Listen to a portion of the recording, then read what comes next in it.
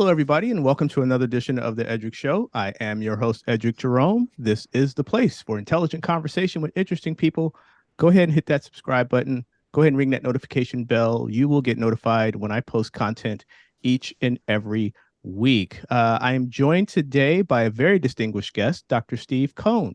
He is author of the new book, All Bleeding Stops: Life and Death in the Trauma Unit, which offers an intimate look at what goes on inside a trauma center. Dr. Cohn is a former surgeon in the United States Army Medical Corps in Desert Storm. He's past division chief of trauma and surgical critical care at Yale University School of Medicine and past chairman of the Department of Surgery at the University of Texas Health Science Center. He is currently practicing in New York City. He's an educator, a researcher, and has served as an editorial reviewer for numerous medical journals. Dr. Cohn has also received Teacher of the Year awards at Boston University, University of Massachusetts, Yale, and Northwell Health. Dr. Cohn, welcome to the show. Thank you very much. It's a pleasure to be here, Edric. Likewise. Let's get into it. So first question is a little more introspective. I imagine dealing with the stress and pressures of being a trauma surgeon with the amount of experience you've had over the number of years you've done it was quite difficult. So was there any reluctance on your part to relive some of those experiences you've had in order to write your book? I mean, was it stressful to go back and revisit some of these situations, or was that just something you wanted to share when you wrote your book? No, it was not stressful. Surgeons, particularly trauma surgeons, tend to be pretty stress resistant, as we say. And in any case, I guess we sort of gravitate to that area because of our sort of calmness. But I actually have been using these stories to illuminate my residents and my students for 4 decades, and I find it's helpful to excuse me to underscore important teaching points or to explain the negative consequences of not following a particular protocol by using stories. So when it came to writing these stories, they sort of rolled out of my head in a very natural way. And the challenge was trying to make them understandable to the general public. You mentioned writing for your students and sharing with them, but what was your primary motivation for writing the book? Was it students or was it for a more general audience? Oh, no. So the book was written for the general audience, but my stories I've collected over the years, it just is a natural way of trying to make things understandable to trainees. What made you decide to write the book? Well, for so many years, people have been asking me, what is it exactly that a trauma surgeon does? Like what do I even do with my day? And my wife suggested during a little bit of downtime, I should put some of these stories down on paper. And the interesting thing was, as I sat down to write one story, I'd think of 3 other ones, and I'd make a little list. And eventually I caught up and finished going through the whole list, and it was a book. It was really quite natural. You alluded to it earlier, but one of the things you write in your book is that trauma surgeons are not great, quote unquote, feelers. Can you say more about that? Well, I think, we're tasked with dealing with a lot of calamity all sort of the same time. And I think if you get too emotionally involved in, let's say, the first patient, and they have a poor outcome, not related to anything you did necessarily, but that they're just badly hurt and they have a bad outcome. If you are paralyzed by that encounter, then you're not able to take care of the next one or the one that follows that. So we tend to have a small rear view mirror. We tend to try to keep things very professional. Remember, trauma is about team effort. So we are sort of like the quarterback on an NFL team, where we are busy distributing and engaging, making sure the right people are engaged. There are, high quality nursing staff, respiratory therapists, radiology techs, our anesthesiologists are essential. We have all these different people that we're collaborating with, including ER doctors in some cases, that make the smooth running of the trauma resuscitation and the care of the trauma patient. So we have to remain calm so that those around us take their cues from us and also stay, anxiety free. One of the things that surprised me when I read your book is that there's no official trauma fellowship and no board certification in trauma surgery. That really surprised me. Can you speak a little bit more about that? Sure. So after, most people do 4 years of medical school, and then in general surgery, we do 5 years of residency typically. At the end of those years of residency, uh, and there's quite a bit of trauma and critical care and general surgery in our general surgical residency. Those people that want to do trauma per se, the fellowship is called the Surgical Critical Care Fellowship. I'm not exactly sure how that came to be because it was long ago, but in the 80s, they created this fellowship, and from that evolved sort of the trauma care, because the trauma surgeons are critical care folks. They take care of the critically ill, whether it's in the trauma center or anywhere in the hospital, and certainly in this surgical intensive care unit. So that just happens to be the pathway now. And there's quite a bit of trauma in these institutions that have surgical critical care fellowships. What are some of the characteristics of a surgeon who goes into trauma? Are there some unique qualities that those types of surgeons possess in order to be able to do this work as opposed to other areas of surgery? I'm not sure they have unique qualities. I think it's more just like their particular area of interest. Um, they're very similar in terms of uh, the fact that the patients are very ill, similar to, say, a transplant surgeon. But the transplant surgeons have an interest in immune function and that particular kind of operation.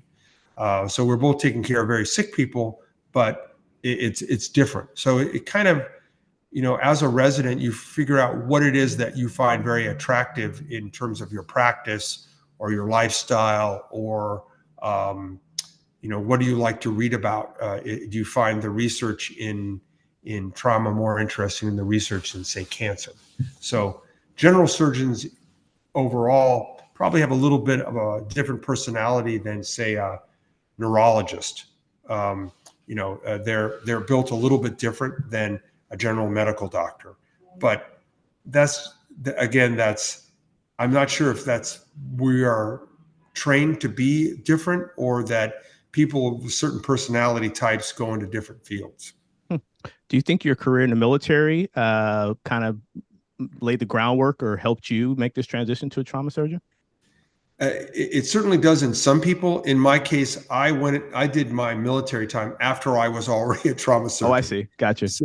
So I joined in uh, during my first faculty position. Most of my senior faculty were all ex-military, and my father had been a medic in the Navy in World War II, and I had other military folks in my family, who had been in the past in the military, and I thought, I should give back. I had an opportunity, so I decided I would go teach trauma as a general surgeon in the military. I didn't expect that 18 months later they would activate every general surgeon in the Army, and but so I certainly learned a lot from the experience, and actually I carried that on.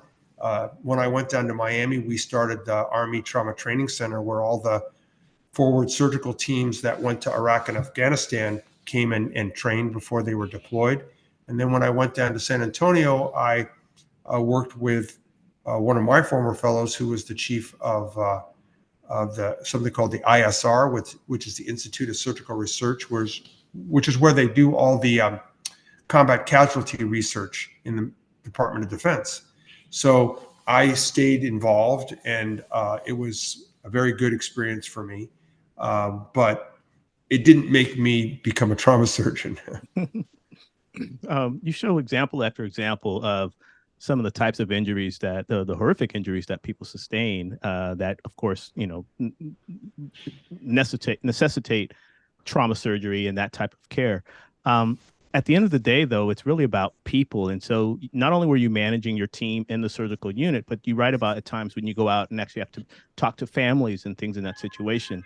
Um, how did you balance that? Because you go from an environment where it's just horrific, and then you have to take that out and kind of explain it to laypersons, especially when they're so concerned about their families. Yeah, you bring up a very challenging part of the job. The fact is that unlike the when you want to get your hernia fixed and you go see a surgeon and you have a relationship and you are prepared for what's going to happen, people when they roll over their car, they don't get to choose who their surgeon's going to be. They just wake up in a trauma center on a ventilator or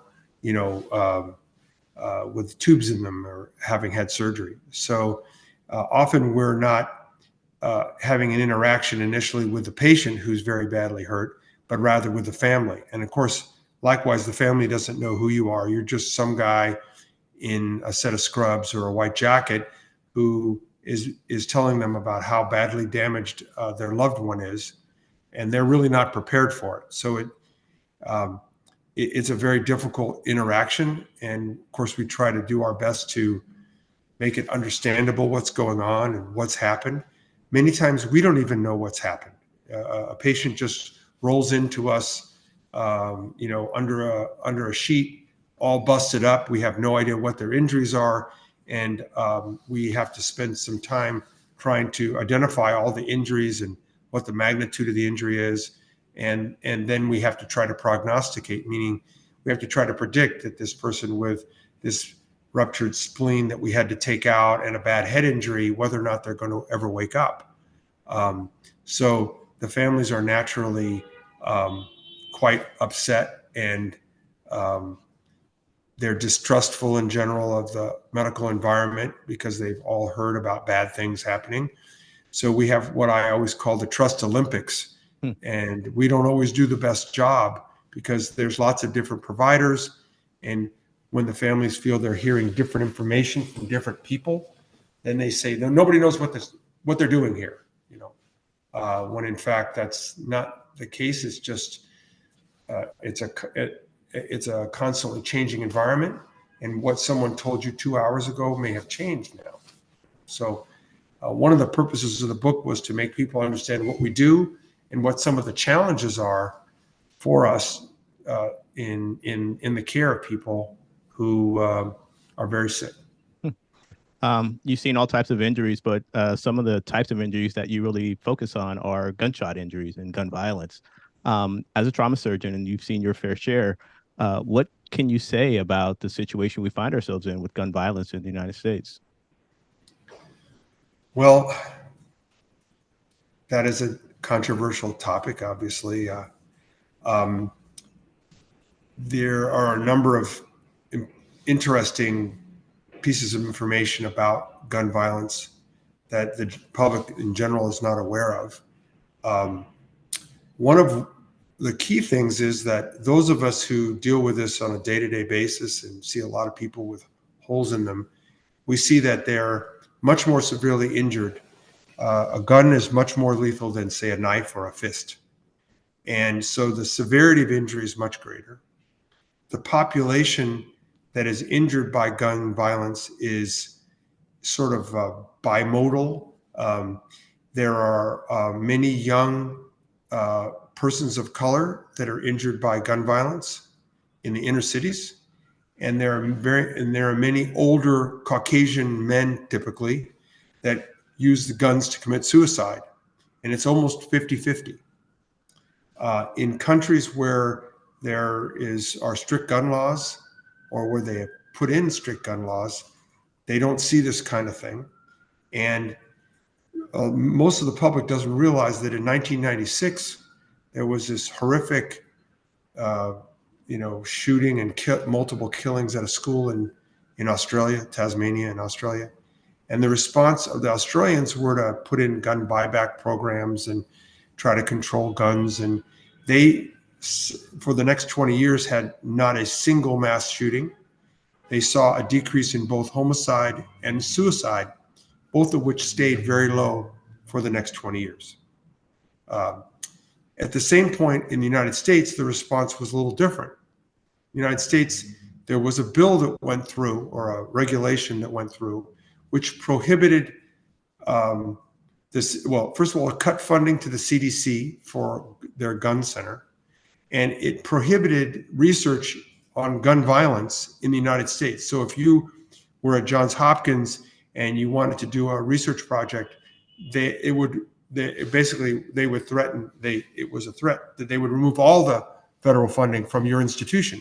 So for the next 20-25 years, there is not any research, any meaningful information in the United States on whether or not having high velocity weapons causes more injuries, whether or not having assault rifles is bad, whether or not having magazines with large number of bullets in them.